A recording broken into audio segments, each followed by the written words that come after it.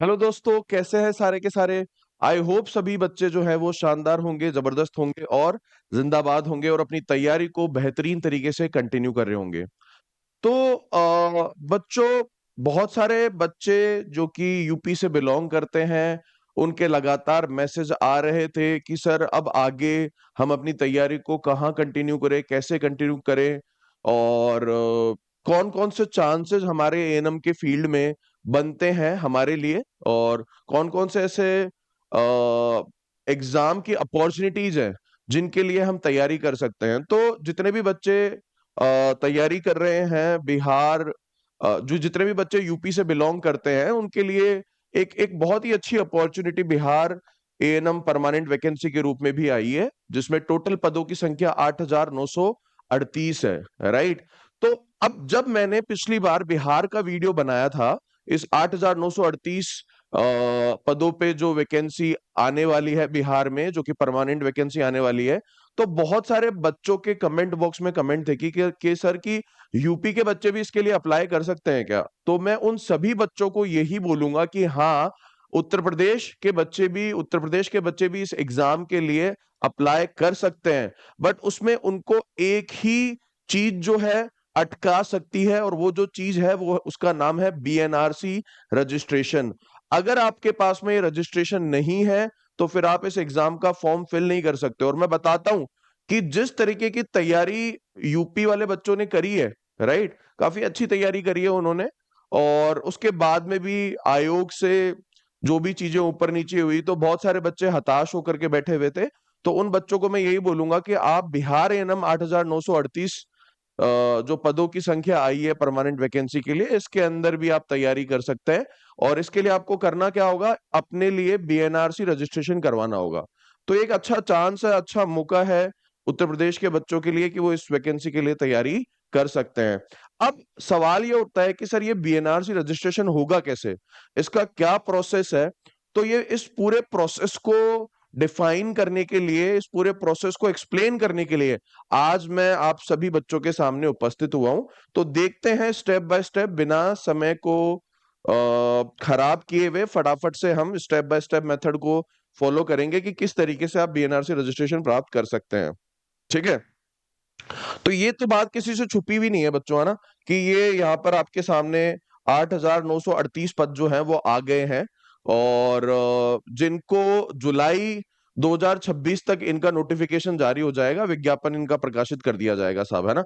तो अभी टाइम है, बट आप किसी भी एग्जाम की तैयारी आप बहुत पहले से शुरू कर देते हो, इस बात का इंतजार नहीं करते कि साहब कैलेंडर आ गया, उन्होंने साफ कह दिया कि जुलाई में हम 2026 में हम 8,938 पदों, रिक्त पदों के लिए जो है वो भर्ती निकालेंगे, विज्ञापन प्रकाशित करेंगे। तो ये अब क्लियर है, अब इसमें कोई जो है दो राय नहीं है कि ये एग्जाम जो है वो जुलाई में इसका नोटिफिकेशन आएगा और उसके बाद में इन 8,938 पदों के लिए जो है वो परीक्षा आयोजित की जाएगी, है ना। अच्छा, अब आपको बीएनआरसी रजिस्ट्रेशन के लिए बच्चों जिस वेबसाइट को फॉलो करना है या जिस वेबसाइट को ओपन करना है उसका नाम है bnrc.bihar.gov.in। इस वेबसाइट पे जाने के बाद में मैं आप बच्चों को बता दूं कि आपको ये जो इंपॉर्टेंट लिंक्स है, ये देखो, ये नजर आ रहा होगा यहाँ पे इंपॉर्टेंट लिंक्स, आपको इस पे क्लिक करना है ना।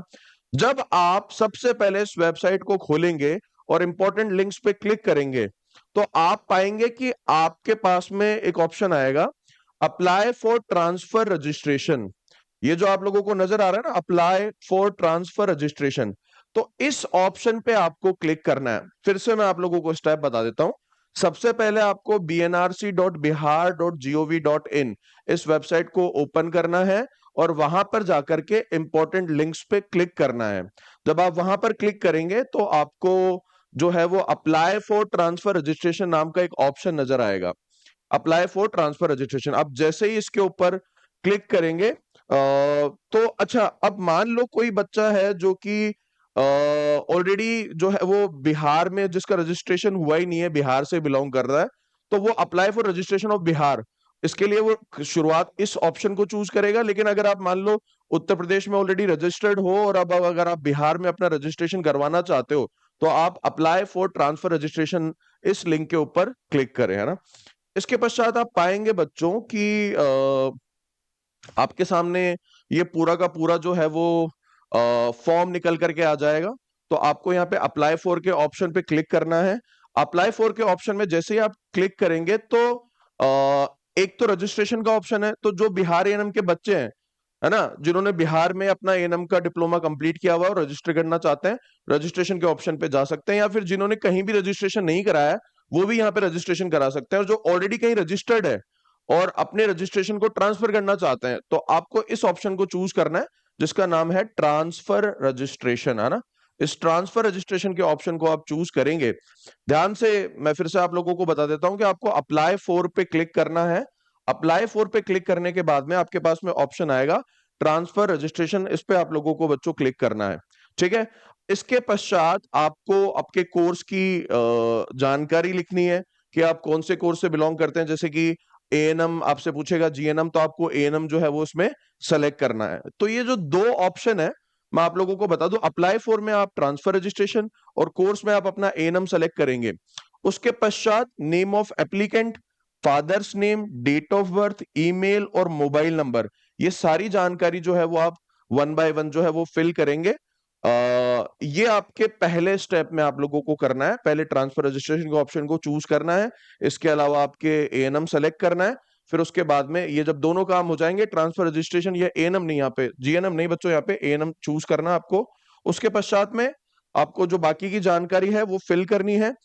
उसके बाद में जैसे ही आप बाकी की जानकारी फिल कर देंगे, मोबाइल नंबर, ओटीपी आप से पूछेगा, वो ओटीपी फिल करके आपका मोबाइल नंबर जो है वो आप कंफर्म कर देंगे। उसके बाद में state of domicile, state of domicile अगर आप यूपी से बिलोंग करते हैं तो आप यूपी चूज करें, अगर आप बिहार से बिलोंग करते हैं तो बिहार चूज करें।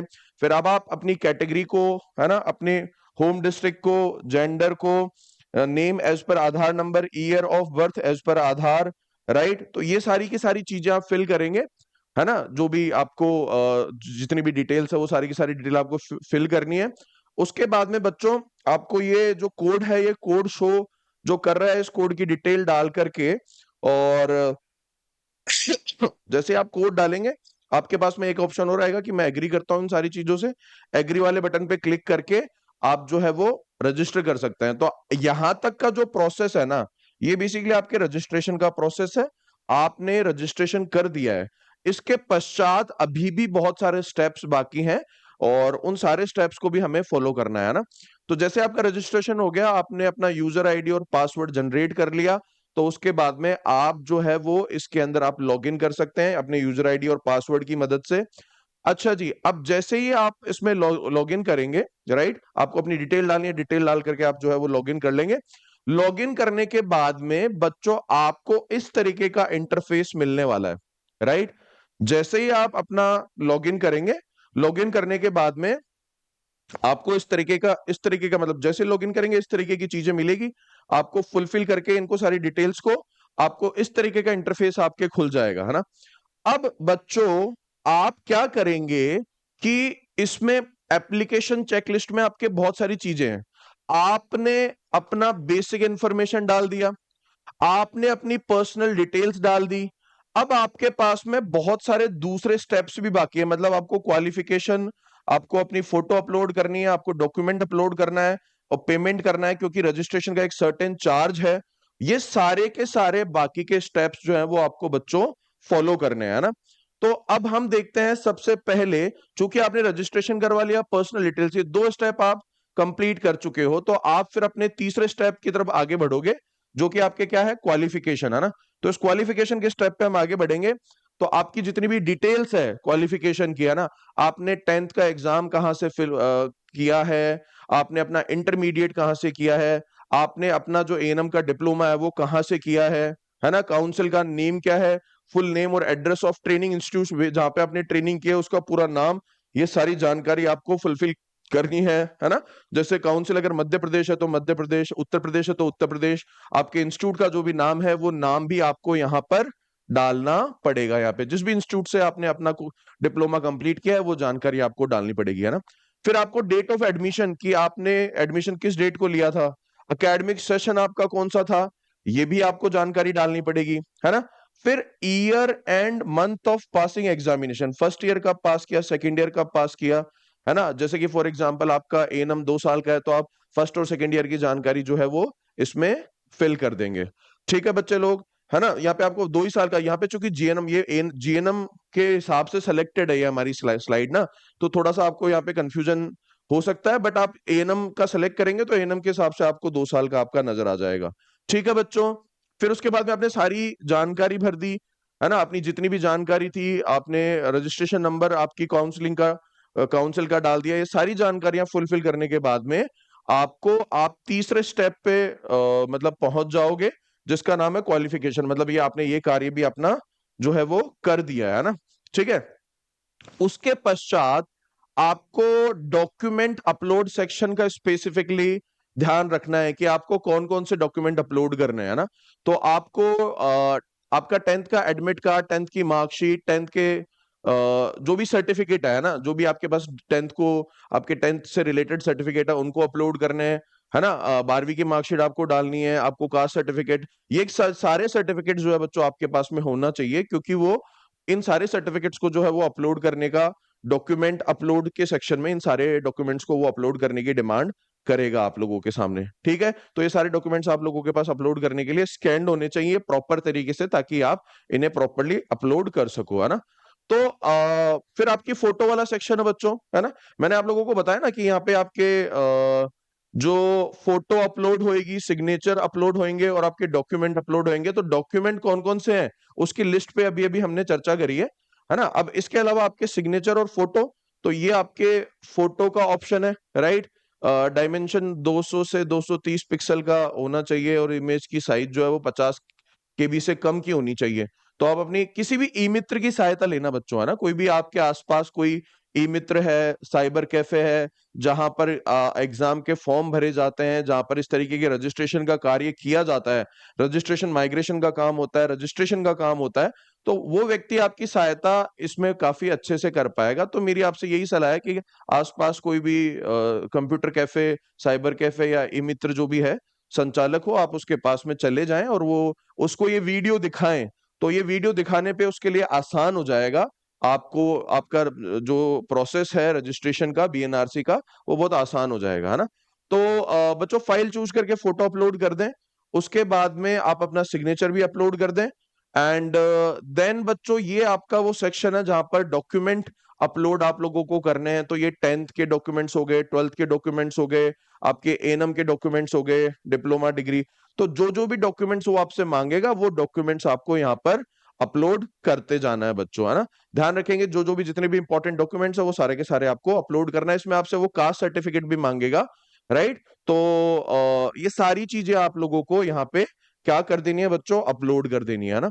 उसके बाद में बच्चों एंड में जो अमाउंट है, राइट, इस रजिस्ट्रेशन का जो शुल्क है वो मांगा जाएगा। 2025 में जो बीएनआरसी रजिस्ट्रेशन का जो शुल्क था वो 4,000 रुपए के आसपास था। तो अगर इस अमाउंट को पे करके आप जो है वो बेसिकली आगे बढ़ सकते हैं और अपने रजिस्ट्रेशन के प्रोसेस को कंप्लीट कर सकते हैं बच्चों। तो ये आपके पूरा का पूरा प्रोसेस है बच्चों बीएनआरसी रजिस्ट्रेशन करने का। एंड फिर से मैं बोल रहा हूं कि अगर जो है वो जितने भी बच्चे हैं जो तैयारी करना चाहते हैं और एएनएम किया है उन्होंने, केवल यूपी से ही नहीं, जो किसी भी स्टेट से बिलोंग करते हैं, और आप अगर जो है वो इस एग्जाम की वैकेंसी को, बिहार एएनएम 8,938 की परमानेंट वैकेंसी को अपना टारगेट बना रहे हैं, तो आप चाहे उत्तर प्रदेश से बिलोंग करते हो, चाहे मध्य प्रदेश से बिलोंग करते हो, चाहे बिहार से, चाहे आप बिहार से स्वयं खुद के स्टेट से ही हैं, चाहे आप राजस्थान से, किसी भी स्टेट से आप बिलोंग करते हैं, अगर आप बीएनआरसी रजिस्ट्रेशन करना चाहते हैं तो उसका ये प्रोसेस है। इस प्रोसेस के माध्यम से आप अपना रजिस्ट्रेशन कंप्लीट करके आप ये जो 8,938 वैकेंसी आ रही हैं उसकी तैयारी जो है आप उसके लिए आप एलिजिबल हो सकते हैं, आपके लिए संपूर्ण योग्यता आप प्राप्त कर सकते हैं, पूरी की पूरी एलिजिबिलिटी आपके पास में आ जाएगी। एक और इंपॉर्टेंट बात मैं यहाँ पर आप लोगों को बताना चाहूंगा बच्चों की, चूंकि एग्जाम का नोटिफिकेशन जो है वो जुलाई में आएगा, तो अभी आप लोगों के पास में पर्याप्त समय है कि आप इस रजिस्ट्रेशन को 2 से 3 महीने के अंदर आपका रजिस्ट्रेशन हो जाता है। तो 2 से 3 महीने, अगर अभी फरवरी का महीना चल रहा है, आप अगर इसका रजिस्ट्रेशन करते हैं मार्च के महीने में, तो निश्चित रूप से आपके पास में मई तक रजिस्ट्रेशन का प्रोसेस कंप्लीट हो जाएगा।